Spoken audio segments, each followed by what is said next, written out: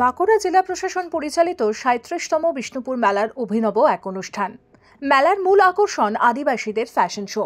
তাতে যোগ দিলেন রাজ্যের প্রতিমন্ত্রী জ্যোৎস্না মান্ডিও।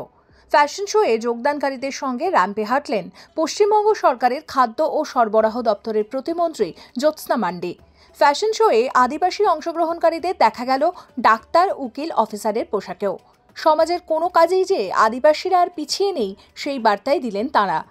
তুলে ধরেছি যে পড়াশোনার মাধ্যমে আমাদের আদিবাসী ভাই বোনেরা অনেকটা এগিয়ে এসে কেউ ডাক্তার, কেউ ইঞ্জিনিয়ার, কেউ পাইলট, কেউ বিভিন্ন পেশায় যুক্ত হয়ে সমাজকে রিপ্রেজেন্ট করছে সমাজ মাধ্যমে। এর সঙ্গেই তাঁরা দিলেন ক্যান্সার সচেতনতার পাঠও। ক্যান্সার সচেতনতায় একটি গ্রুপ ডান্সে অংশগ্রহণ করতেও দেখা যায় রাজ্যের মন্ত্রী জ্যোৎস্না মান্ডিকে।